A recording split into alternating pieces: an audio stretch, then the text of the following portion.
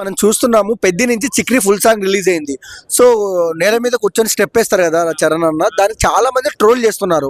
దానిపై మీ అభిప్రాయం చెప్పండి. ఇప్పుడు మీ షార్ట్ మళ్ళీ నీకు చెప్పాలా? చెప్పండి, అభిప్రాయం చెప్పండి.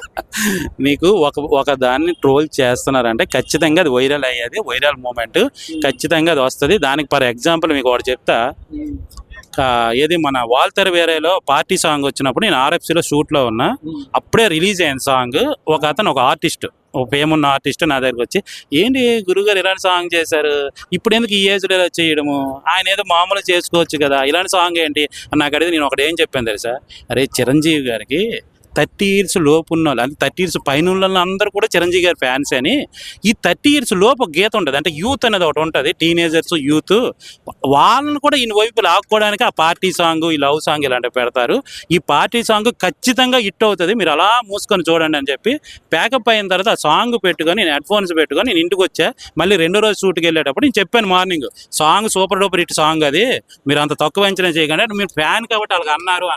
ఏమైంది? పార్టీ సాంగ్ హైలైట్ అయింది కదా.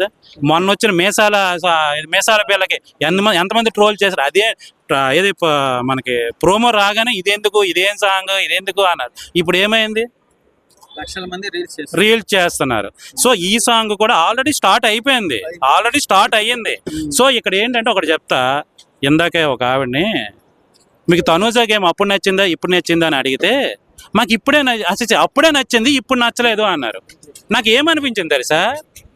ఫేక్గా ఉంటేనే నచ్చుతున్నారు, ఫేక్గా లేకపోతే నచ్చట్లేదు. తనూజ అప్పుడు ఫేక్ ఉంది, నచ్చిందంట, ఇప్పుడు ఓపెన్ అయ్యింది, ఇప్పుడు నచ్చట్లేదంట.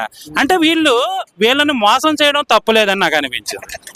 వీళ్ళని మోసం చేస్తేనే వాళ్ళు సపోర్ట్ చేస్తున్నారు, మోసం చేయకుండా ఓపెన్ అవుతుంటే వాళ్ళకి నచ్చట్లేదంటే రాజకీయ నాయకులు వీళ్ళందరూ ఎందుకురా మోసం చేస్తారు, వీళ్ళు ఎందుకురా గొర్రెల్లాగా వీళ్ళు తిప్పుతారు, వాళ్ళు ఏం చెప్తే వీళ్ళు ఎందుకురా నమ్ముతారు అంటే వాళ్ళు అది చెప్తే వీళ్ళు నమ్ముతారు కాబట్టి వాళ్ళు అలా ఉంటారు. సో నేను రివ్యూస్ కూడా నేను ఈ మధ్య తగ్గించడానికి రీజన్ ఏంటంటే ఈ జనాలను అందరినీ మార్చడం నా వల్ల కాదు అని చెప్పి నేను బిగ్ బాస్ రివ్యూస్ కూడా ఇప్పుడు ఆపా. ఓజీతో స్టార్ట్ అయింది, ఇప్పుడు పెద్ది కాదు, ఫస్ట్ ఇది కదా వస్తుంది, ఏది మన మనశంకర్ వరప్రసాద్, తర్వాత పెద్ది. ఈ 3 బ్లాక్ బస్టర్లు రాసుకోండి. అది నాకు ఓజీకి నేను భాషతో పోల్చి, అప్పట్లో రజనీకాంత్ గారి భాష, ఇప్పుడు పవన్ కళ్యాణ్ గారికి ఓజీ అంటే భాషతో ఏంటన్నా పోల్చావా అన్నాడు. అక్కడికి 10 రోజులు పోతే చాలా మ్యాగజైన్లోనే చాలా మంది దీంట్లో భాషతో పోల్చి రజనీకాంత్ ఫోటో వేసి ఇవన్నీ చేశారు. ఊరికనే మనం చెప్పం కదా, ఆ కంపేరింగ్ అలా చేస్తాము. సో ఇప్పుడు కూడా అలాగే ఉంది. సో ఈ మధ్య నేను రివ్యూస్ తగ్గించడానికి ఏంటంటే నా మాటల్ని చాలా మంది అమ్ముకొని డబ్బులు సంపాదించుకుంటున్నారు, నాకు బొక్కాడుతున్నారు, అందుకే నేను తగ్గించాను. బట్ కొన్నిసార్లు మాట్లాడకపోతే అవ్వట్లేదు.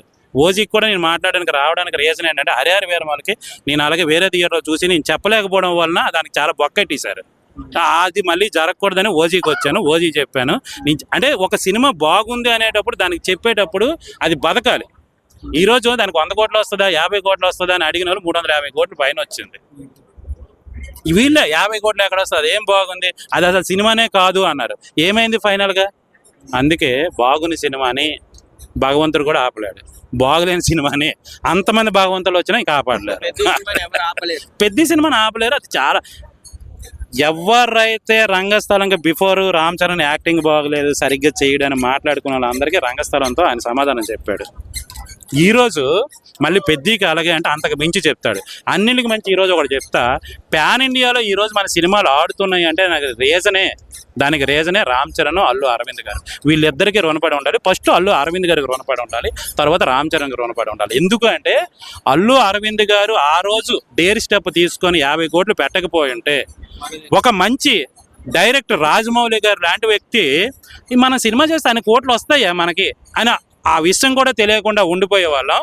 ఎక్కడో 20 కోట్లు 10 కోట్లు పెట్టేటప్పటికే ఇదే ఎక్కువ అనుకుని ఆగిపోయేవాళ్ళం. కానీ ఆ రోజు 50 కోట్లు ఏ నమ్మకంతోనైతే రామ్ చరణ్ మీద అరవింద్ గారు పెట్టారో ఆ నమ్మకాన్ని కాపాడింది రామ్ చరణ్, ఆ నమ్మకాన్ని నిలబెట్టుకుంది రాజమౌళి గారు. వీటన్నింటికి కారణం ఈరోజు పాన్ ఇండియా స్థాయిలో అంటే తెలుగు సినిమా ఎక్కడో ఉండవలసింది ఫస్ట్ ప్లేస్కి వెళ్ళింది అంటే దానికి కారణము మెయిన్ రామ్ చరణ్ హీరోగా నటించిన మగధీర సినిమా.